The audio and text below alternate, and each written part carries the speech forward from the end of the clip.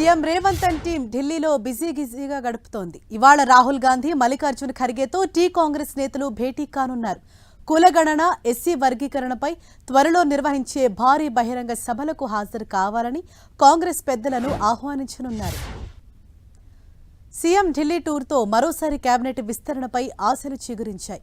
దీంతో ఆశావహులు సంబరాలు చేసుకుంటున్నారు. నిన్న జరిగిన సీఎల్పీ సమావేశంలో కేబినెట్ విస్తరణ గురించి సుదీర్ఘ చర్చలు జరిగాయని తెలుస్తోంది. సామాజిక సమీకరణాల ఆధారంగా ఆయా జిల్లాలో ఆశావహుల జాబితాను మున్షీ సిద్ధం చేసినట్లు సమాచారం.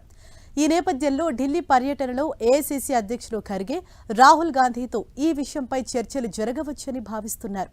కేబినెట్ విస్తరణలో తమకు చోటు దక్కుతుందని ఆశావహులు భావిస్తున్నారు.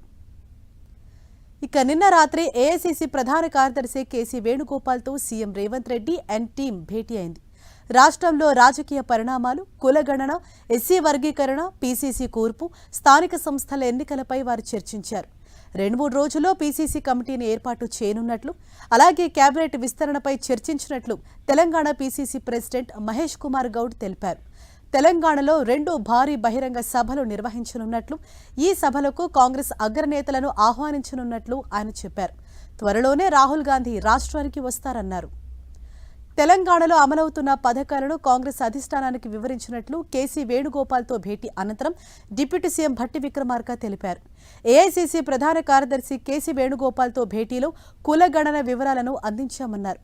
కులగణన, ఎస్సీ వర్గీకరణపై త్వరలో బహిరంగ సభలు నిర్వహిస్తామని, ఇందుకోసం రాహుల్ గాంధీని ఆహ్వానించామని భట్టి చెప్పారు.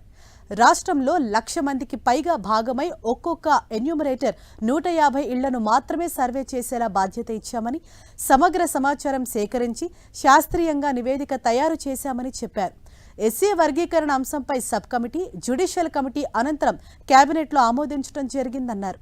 గత 2 దశాబ్దాలుగా ప్రజలు కోరుకుంటున్న అంశాలపై త్వరలో భారీ బహిరంగ సభలను ఏర్పాటు చేయనున్నట్లు భట్టి చెప్పారు.